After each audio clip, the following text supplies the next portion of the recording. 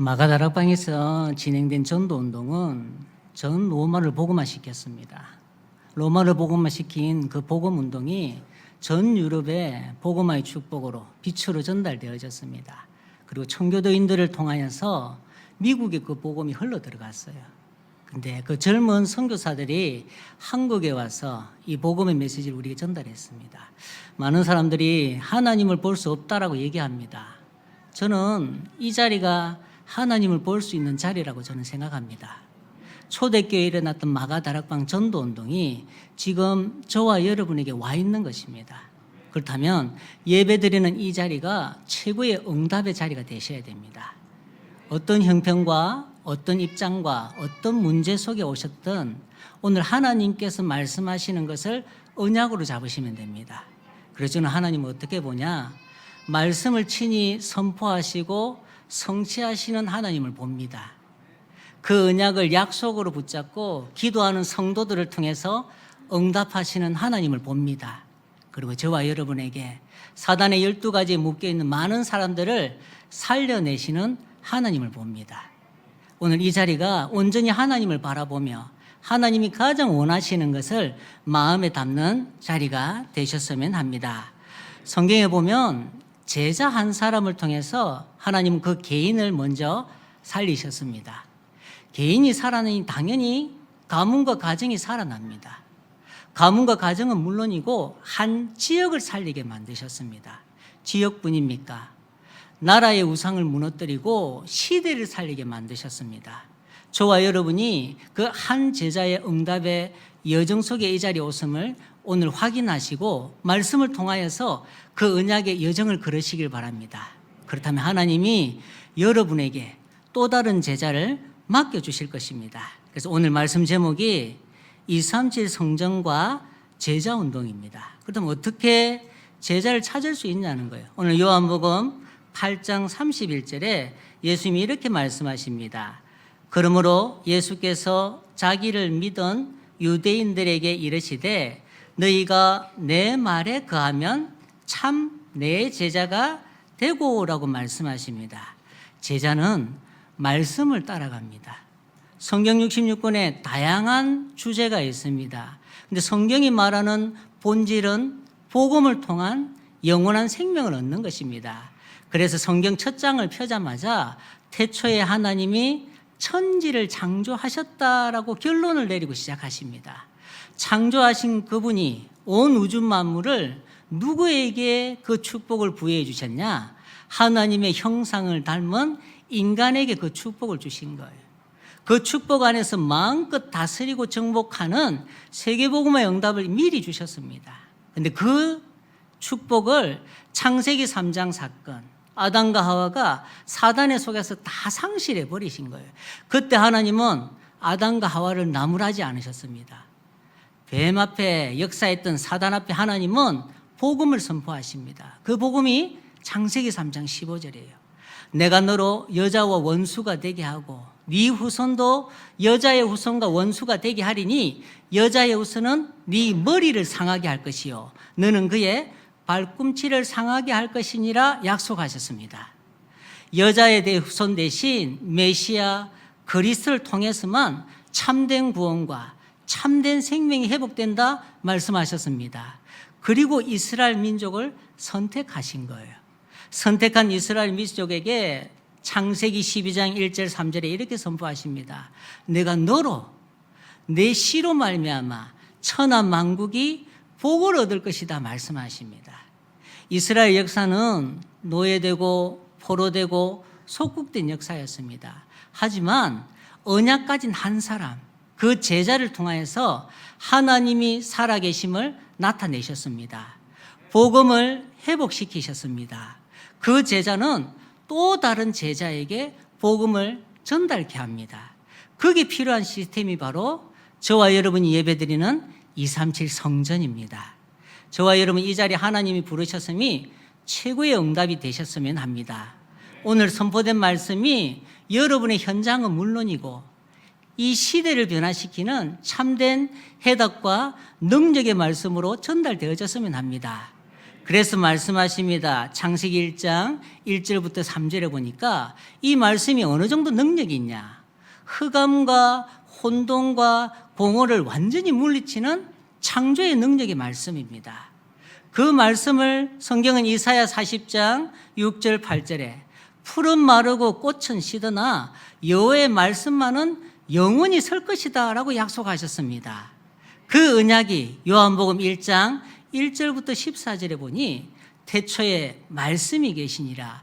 이 말씀이 하나님과 함께 계셨으니 이 말씀이 곧 하나님이시다라고 약속하십니다. 14절에 뭐라고 얘기합니까? 말씀이 육신이 되어 우리 가운데 거하셨다라고 약속하십니다. 그분이 바로 예수 그리스도입니다. 그래서 오늘 예수님이 유대인들에게 말하는 거예요. 내 말에 거하면 참으로 내 제자가 된다라고 약속합니다. 예수님은 곧 하나님이십니다. 예수님은 그리스도이시기 때문에 그 말씀은 능력으로 나타납니다. 어떤 능력입니까? 히브리서 4장 12절에 하나님의 말씀은 살았고 활력이 있어 좌우의 날선 어떤 검보다도 예리하여 혼과 영과 관절과 골수를 찔러 쪼개기까지 한다라고 얘기합니다. 이 귀한 강단에서 끊임없이 복음의 메시지가 선포되어집니다. 그 복음의 메시지를 듣는 예배 시간에 강한 자 사단의 세력, 우리 안에 오래된 자리 잡은 틀리고 망하고 잘못된 각인뿌리 체질이 완전히 무너질 것입니다. 오늘 예배자로 선다면 하나님께서 우리 영육의 근원적인 부분들을 치우게 하실 것입니다. 그리고 두 번째 비밀이 있습니다. 그게 바로 32절입니다. 진리를 알지니 진리가 너희를 자유롭게 하리라. 진리는 오직 그리스도밖에 없습니다. 요한복음 14장 6절에 예수님이 이렇게 선포하십니다. 예수께서 가라사대 내가 곧 길이요 진리요 생명이니 나로 말미암지 않고는 아버지께로 올 자 없다 선포하십니다. 그렇다면 우리가 어디에서 자유함을 누리지 못하냐는 거예요. 그게 바로 하나님을 떠나 죄와 사단에 묶인 근본 영적 문제에 묶여 있습니다. 사단은 그걸 통해서 창세기 3장, 6장, 11장에 나, 물질, 성공 중심에 언젠가는 한계 가질 함정을 파놓은 거예요. 거기서 넘어갈 수 있는 권능을 주십니다. 그 권능이 뭐예요? 사단이 주는 권능? 그게 사도행전 13장이에요. 16장, 19장입니다. 무속, 점술, 우상을 통해서 능력을 나타냅니다. 그런데 그 능력은 또 다른 공허를 낳게끔 되어 있습니다. 그래서 한 번 굿한 사람은 절대 없습니다. 처음에 굿을 하면 그분들 고백이 그래요. 딱 3일 만났어요. 딱 3일 만났고 더 아프다는 거예요. 그럼 무당 찾아가면 뭐라 얘기합니까? 더 큰 귀신이 들어왔다는 거예요. 처음에 50만 원짜리 굿하면 반드시 그 다음엔 100만 원짜리 굿해야 됩니다. 100만 원짜리 굿하면 그 다음엔 200만 원짜리 굿해야 돼요. 제가 아는 분은 1000만 원 들고 구인사입니까? 귀신 쫓아내는 절. 거기 갔던 분도 계세요. 근데 그 절 스님이 뭐라 한 줄 알아요? 당신 운명이니까 그렇게 살아라 했대요. 그때부터는 더 이상 절에 안 간대요. 저와 여러분 현장에 얼마나 고통받는지 아셔야 됩니다. 우리가 그리스도라는 이 단어를 현장에 선포할 때 사단의 12가지가 무너집니다. 그것 안에서 참된 자유가 있는 겁니다. 돈이 많아서 자유가 아니라, 좋은 집에서 살아서 자유가 아니라, 자녀가 좋은 대학에 가서 자유가 아니라 하나님을 만나는 게 참된 자유입니다. 그 죄와 저주에서 벗어나는 게 참된 자유입니다. 사단이 만든 운명에서 벗어나 신분이 하나님의 자녀가 되는 것이 참된 자유입니다. 그래서 우리는 이 복음을 전가할 전도자로 부르셨습니다. 그래서 제자는 전도운동의 주역입니다. 두 가지만 딱 가슴에 담으시면 돼요. 제자는 말씀을 따라가는 자입니다. 그리고 제자는 전도운동의 주역입니다. 서론에 보시면 교회는 복음을 회복하고 제자운동을 통하여서 절대 제자를 세워야 합니다. 왜냐? 그 절대 제자를 통해서 하나님은 또 다른 제자를 살려서 237, 5천 종족, 전 세계를 복음화하는 게 하나님의 절대 계획이기 때문에 그렇습니다. 그런데 지금 교회가 무너지고 있습니다. 미자립이 40%라고 얘기하죠. 교회가 무너지는 이유는 복음을 놓치고 참된 제자가 없기 때문입니다. 이 시대 앞에 저와 여러분이 오늘 말씀을 통하여서 복음의 말씀을 가지고 누리고 증거하는 참된 그리스도의 제자로 서는 시간이 되셨으면 합니다. 그 제자를 찾는 일에 우리 남은 생애가 쓰임받는 절대 언약을 붙잡는 시간이 되셨으면 합니다. 제자운동의 먼저 첫 번째 대지, 세계교회는 시급한 문제 속에 있습니다. 그래서 우리의 영안을 뜨고 세계교회의 시급한 문제를 보는 눈을 열어야 됩니다. 하나님이 원하시는 것을 할 수가 없는 거예요. 왜 그래요? 올바른 복음이 없기 때문에 참된 생명을 알지 못합니다. 참된 생명을 알지 못하기 때문에 참된 생명을 누리지 못합니다. 참된 생명을 누리지 못하기 때문에 무엇을 전달해야 할지 모르는 거예요. 그러니 교회에서 전도한다는 게 뭐라고 전도합니까? 우리 목사님 너무 멋지다. 우리 목사님 외국에서 박사학위 받고 왔다. 우리 교회 후대들을 위해서 많은 것을 준비하고 도운다. 그 수준으로밖에 전도하지 못하는 거예요. 성경이 말하는 전도는 그게 아닙니다. 복음 가진 저와 여러분이 저와 여러분의 모든 만남과 업과 현장 속에서 예수가 그리스도 되심을 담대히 선포하는 것입니다. 불신자 6가지 송태 속에 있는 근원적인 문제의 근본을 전달하는 것입니다. 우리의 열심과 노력이 아니라 하나님께서 은혜 주셔서 믿게 하신 그 믿음을 통해서 생명을 얻게 하는 것입니다. 그래서 초대교회 성경적 전도운동의 비밀을 알 수가 없는 거예요. 왜 그렇습니까? 강단을 통해서 오직 복음이 선포되지 않기 때문에 그렇습니다. 그래서 두 번째 대지에 본질을 놓치니 다른 것을 할 수밖에 없습니다. 복음이 없기 때문에 나로부터 나오는 것을 합니다. 그게 바로 성경 속에 나오는 경건과 율법과 신비와 선행입니다. 나로부터 나오는 것은 결코 인간의 근본 영적 문제를 해결할 수 없습니다. 그리고 나로부터 나오는 것은 특징이 두 가지 있습니다. 내가 좀 경건하시잖아요. 그러면 딱 하는 게 있어요. 그게 뭐냐? 주변의 성도님들을 보면서 정죄하게끔 됩니다. 왜? 나는 경건하다라고 생각하기 때문에 그래요. 정죄로 거치냐? 절대 그렇지 않습니다. 인간은 한계를 가지고 있어요. 그래서 영원한 경건에 이르지 못한다니까요. 결국 마지막으로는 누굴 죽이냐? 본인을 죽이게 됩니다. 경건하지 못하는 나를 죽이게 되는 거예요. 나로부터 나오는 것은 남을 죽이고 나를 죽이게 됩니다. 하나님은 여기서 빠져나오길 소원하시는 거예요. 그리고 교회는 세상 것만 할 수밖에 없습니다. 요한일서 2장 15절 17절에 사단의 전략을 이렇게 선포하십니다. 육신의 정욕과 안목, 눈에 보이는 정욕과 이생, 이 땅에 자랑에 묶여 산다 성경은 기록하고 있습니다. 창세기 3장에 아담과 하와를 속였던 사단의 전략과 마태복음 4장에 예수님을 속였던 사단의 전략은 똑같아요. 육신적인 것 가지고 영적인 것을 놓치게 만듭니다. 눈에 보이는 것 가지고 영적 보좌의 빙행을 놓치게 만드는 거예요. 이 땅의 것만 추구하면서 살게끔 만듭니다. 하지만 저와 여러분은 천국의 시민권을 가진 자요. 많은 사람들을 천국으로 인도할 전도자로 저와 여러분 부르셨습니다. 우리의 시선이 하나님의 것에 시선 맞추셔야 됩니다. 결국 세계교회는 무능에 빠질 수밖에 없습니다. 하나님을 떠난 상태의 가장 안타까운 상태를 성경 창세기 3장 10절에 이렇게 고백하고 있습니다. 동산에 거니시는 하나님의 음성이 하나님을 떠난 아담 하와에게 들려진 거예요. 그런데 아담 하와가 어떻게 느꼈습니까?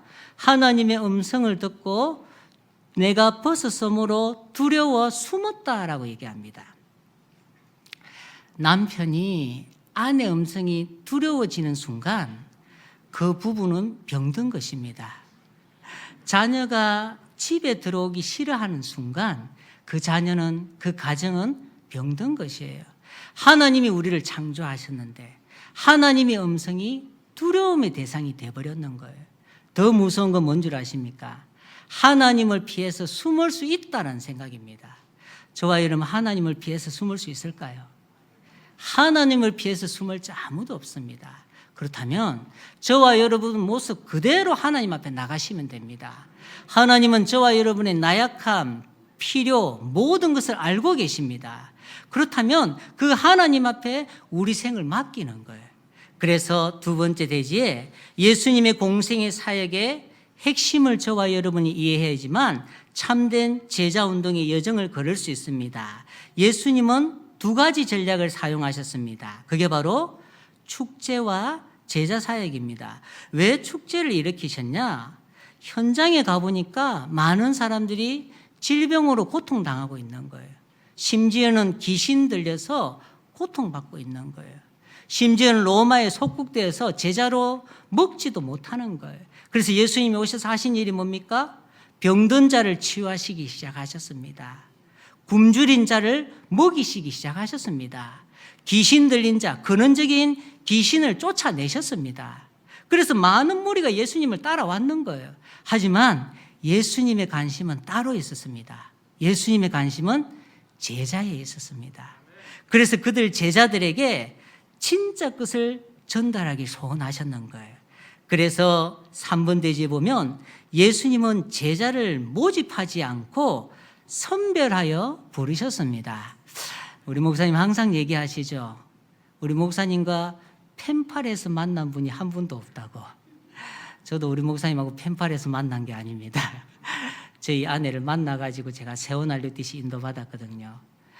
뭘 의미하냐? 성경은 이렇게 표현합니다. 우리가 받은 구원은 에베소서 1장 4절 5절에 창세전에 영세전에 이미 저와 여러분을 영생을 주시기로 예정하셨다라고 얘기합니다. 사도행전 13장 38절에는 영생을 주시기로 하나님께서 작정하셨다 말씀하십니다. 우리 입술로 복음을 듣고 주가 그리스도 되심을 고백한 것 같지만 고린도전서 12장 3절에 보니까 성령께서 아니하시면 예수를 주라고 고백할 수 없다 성경은 기록하고 있습니다.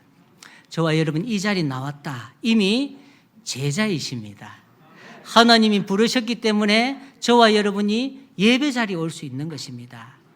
영상으로 예배 드리는 성도님들 계십니다. 예배를 통하여서 보좌의 능력을 누리고 참된 말씀의 성취는 그곳에도 동일하게 성취될 것입니다. 의심하지 마십시오. 여러분은 제자입니다. 그 제자로서 하나님 우리를 부르신 거예요. 그런데 예수님의 방법은 조금 달랐어요. 예수님의 방법은 뭐냐? 그들과 항상 함께 하셨습니다.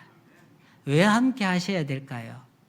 사단의 12가지는 아직까지도 우리 안에 각인 뿔이 체질된 상태로 남아 있습니다. 그래서 흙탕물을 보면 한번 흙탕물을 싹 이렇게 휘저어버리면 뿌연 흙탕물이 돼버려요. 근데 그걸 가만히 두면 어떻게 되죠? 맑은 물이 생긴 것 같아요. 근데 약간만 건드려버리면 또다시 흙탕물이 그대로 생겨버리는 거예요. 실제 저와 여러분의 영적 상태는 문제와 인간관계 갈등과 각종 위기에 흔들릴 수 있다니까요. 그래서 전도자가 이걸 바꾸는 비밀이 있다라고 얘기하셨습니다. 그게 뭐냐? 하나님께서 은혜의 물을 쏟아 부어버리는 거예요. 그래서 우리 안에 오래된 사단의 각인 뿌리 체질이 밖으로 드러나 버리는 것입니다. 문제가 생기는 건 응답입니다. 인간관계 갈등은 그 사람이 변하는 것이 아니라 하나님이 우리에게 한 절대 계획으로 갱신하는 축복입니다. 혹 위기가 왔다면 하나님의 능력을 나타내는 기회가 될 것입니다. 그래서 예수님은 제자들과 함께 하셨습니다. 그래서 삶을 통해서 본인이 그리스도이심을 나타내셨습니다. 많은 사람들이 현장에 가면 이런 얘기해요. 어떻게 예수님이 무리를 걸을 수 있냐는 거예요. 어떻게 죽은 나사로를 살릴 수 있냐는 거예요. 예수님은 무리를 걸으실 수 있으십니다. 죽은 자도 살릴 수 있으십니다. 왜냐? 예수님은 하나님이시기 때문에 그렇습니다. 예수님은 그리스도이시기 때문에 그렇습니다. 여러분 무리를 걸었고 많은 자를 치유하고 귀신을 쫓아내고 많은 사람을 살려내는 것은 예수님이 하나님이신 증거입니다. 예수님이 그리스도 메시아 구원자로 오신 증거입니다. 그건 우리의 의심의 거리가 아니라 확신이 되셔야 됩니다. 그리고 세 번째, 우리 교회가 올바른 제자 운동을 통하여서 237 나라를 살려야 합니다. 그래서 필요한 것이 정확한 언약을 붙잡는 것입니다. 사도행전 1장 1절에 의사 누가를 통하여서 데오빌로 각하에게 예수가 그리스도 되심을 전달했습니다. 저와 여러분 인생의 현장에 가면 다양한 문제가 와요. 근데 하나님은 우리에게 그 해답을 주셨습니다. 근데 혹 문제 가운데 그리스도의 해답을 사용하신 적이 있으신지요? 뭐가 먼저 나갑니까? 문제가 딱 오면 저 사람이 잘못해서부터 나옵니다. 내가 저 사람 만나서 이 문제가 왔어 라고 얘기합니다. 두 번째는 어디로 돌아가죠? 내가 선택했잖아 라고 돌아가요. 문제에는 그리스도의 답을 사용하셔야 됩니다. 왜 그리스도가 답이 됩니까? 문제의 근원을 깊숙이 찾아보면 인간이 하나님을 떠났기 때문에 그렇습니다. 문제의 근원을 깊숙이 찾아보면 그 죄 때문에 끊임없는 죽음의 두려움과 재앙 속에 우리 인생이 살아가기 때문에 그 문제가 올 수밖에 없는 거예요. 더 무서운 건 뭡니까? 문제를 가져다 주는 실체를 성경은 말합니다. 그게 사탄, 마귀, 귀신입니다. 이제 문제가 오면 그리스도께 집중하시길 바랍니다. 제가 하나님을 만났는데 이게 문제가 될까요? 라고 한번 하나님께 질문해 보세요.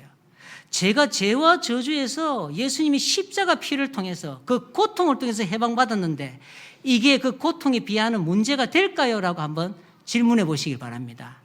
그분이 부활하셔서 지금 나와 함께 하시는데 이게 문제가 될까요? 라고 한번 질문해 보시기 바랍니다. 정말 우리가 그리스도 안에 있는 삼직을 딱 집중하면 문제가 아닐 것입니다. 그리고 하나님께서 우리에게 하나님 나라의 비밀을 주셨습니다.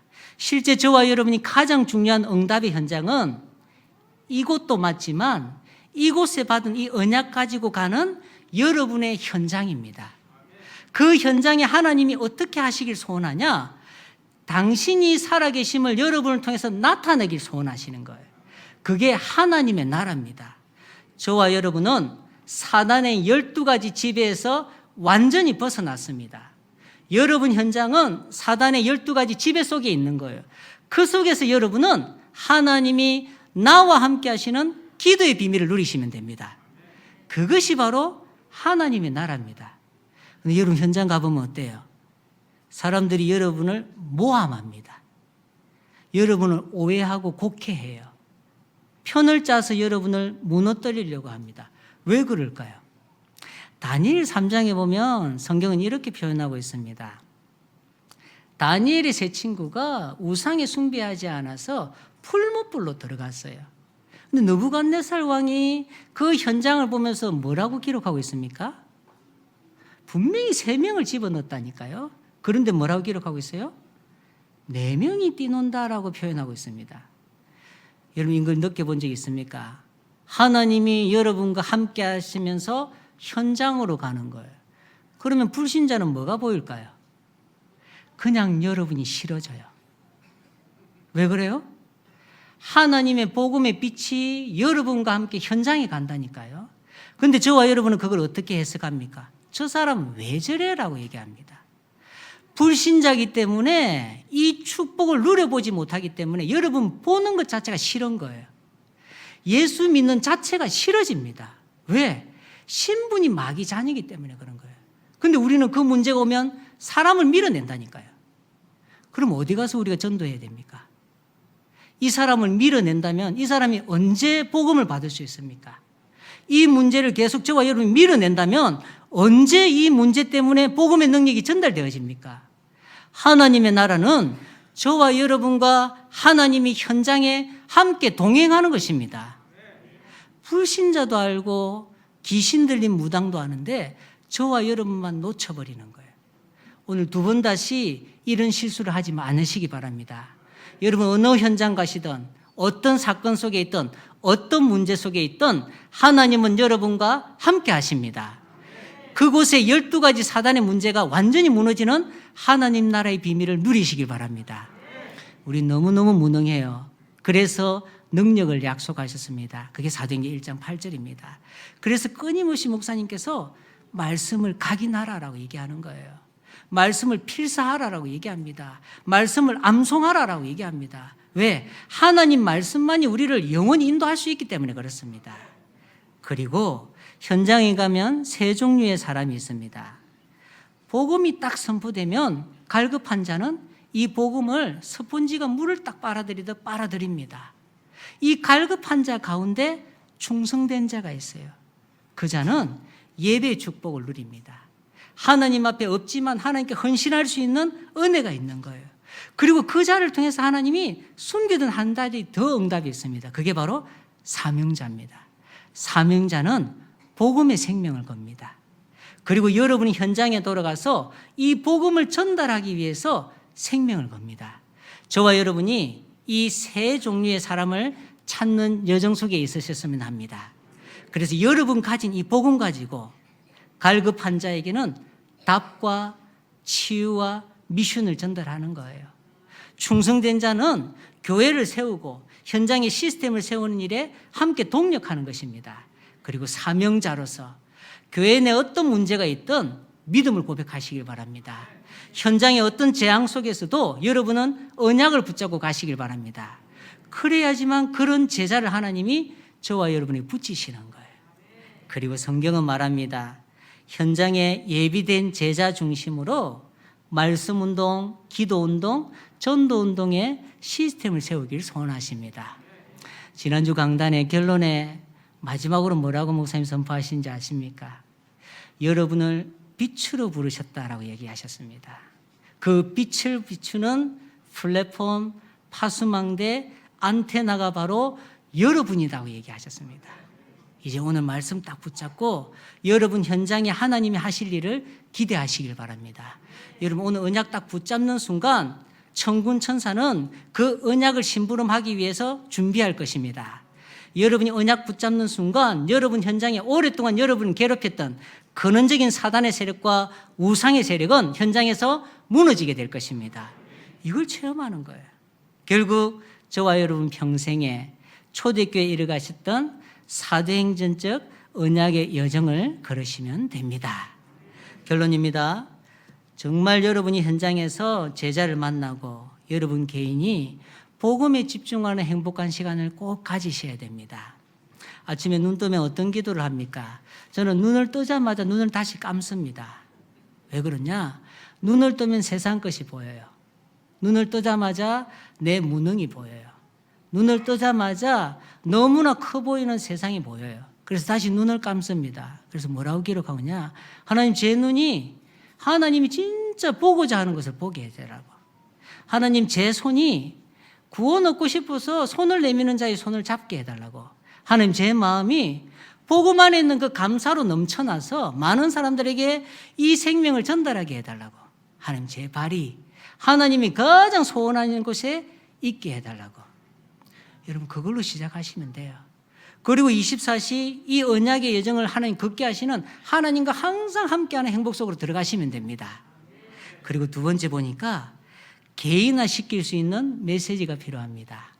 이번 돌아오는 토요일, 일요일은 우리 기본 메시지 집중 훈련하는 시간입니다. 목사님께서 우리 부교육자들에게 기쁜 소식을 주셨어요. 초등, 중고, 대학생들은 해비 없다. 우리 랩런트 마음껏 와서 복음에 집중하도록 해라. 강고 올리라. 제가 한 가지 간증을 하면 제가 98년도에 188기로 합숙을 받았어요. 그리고 저희 아내를 만났어요. 그게 2003년도입니다. 그때 영적 분위기가 있어요. 그게 뭐냐? 영적 문제 많은 남자와 영적 문제 많은 여자가 만나면 합숙으로 시작하라라는 영적 분위기가 있었어요. 누가 신혼여행을 합숙으로 갑니까? 근데 그게 메시지로 박혔는 거예요. 그래서 제가 4월 5일 식목일에 결혼을 하고 그 다음날 주일날 우리 1부 예배를 제가 섬겼던 음정교회에서 드리고 2부 예배를 우리 서부제일교회에 와서 드렸어요. 그리고 저희 아내랑 특송을 했죠. 그리고 나서 티코를 타고 제가 부산에 합숙을 갔어요. 그때 강사님이 누구신지 아세요? 김성윤 목사님. 제가 얼마나 큰 은혜를 받았냐. 솔직히 저희 아내가 저를 많이 얘기를 해요. 어찌 하나님이 니한테만 역사를 안 하냐고. 아이고 우리 진짜 전도사님들 얼마나 바쁜지 모른다고. 심지어는 우리 중직자님들 얼마나 현장에서 사역 많이 하는지 모른다고. 니만 탱자 논다고. 근데 제가 은혜가 하나 있다면 하나님께서 말씀으로 저를 인도해 주시는 거예요. 저는 이 말씀이 너무너무 좋습니다. 1차 합숙 때 선포되는 11강의 말씀이 있어요. 거기에 핵심을 목사님이 5가지다라고 말씀 주셨습니다. 그게 바로 그리스도를 이해하는 것입니다. 우리가 생각으로 이해하는 것이 아니라 우리 인생의 모든 문제를 해결하신 복음으로 그리스도를 이해하는 것입니다. 두 번째가 현장을 보는 눈입니다. 불신자 6가지 상태를 가지고 현장을 올바로 진단하고 답을 전달하기 소원하신다 말씀하셨습니다. 세 번째는 구원의 비밀입니다. 우리에게 주신 영원한 생명의 비밀. 그것 가지고 네 번째, 기도 속으로 들어가는 거예요. 기도를 통해서 보좌와 시공간 초월의 축복을 누리는 것이에요. 이 네 가지 가지고 우리가 현장에서 전도의 비밀을 누리는 것입니다. 저와 여러분 이번 토요일, 일요일은 한 분도 빠짐없이 이 자리에 오셔야 됩니다. 지혜로운 사람은 주변의 사람들, 교회 다니는 사람들한테 우리 합숙한다라고 소문을 내요. 정말 지혜로운 분이죠. 왜? 이 메시지가 너무 중요하니까. 귀에다 네 한번 들어봐라. 저와 여러분 강단에서 끊임없이 복음이 선포되는 강단 속에 저와 여러분이 섬기는 교회가 237 치유 서밋을 세우는 237 성전 속에 더 중요한 건 저와 여러분이 서밋 중직자로 현장을 살릴 전도자로 부르셨다는 것입니다. 이번 한 주간 선포된 언약의 말씀을 따라가시길 바랍니다. 그리고 전도운동의 주역으로 제자로 세우시고 제자로 남으시길 축원합니다. 제가 기도하고 말씀을 맺도록 하겠습니다. 능력의 주님 감사드립니다. 세워날류 DC를 지금까지 복음을 회복한 교회요. 이 복음 가지고 237 치유 서밋에 방향 맞춘 교회요. 이제 전도 운동하는 절대 제자를 남기는 교회로 세우심 감사드립니다. 이 예배를 통해서 선포된 말씀이 세원의 모든 가족들 삶의 현장에 하나님의 응답으로 열매 맺혀지게 하여 주시옵소서. 감사드리며 살아계신 예수 그리스도의 이름으로 기도드리옵나이다. 아멘.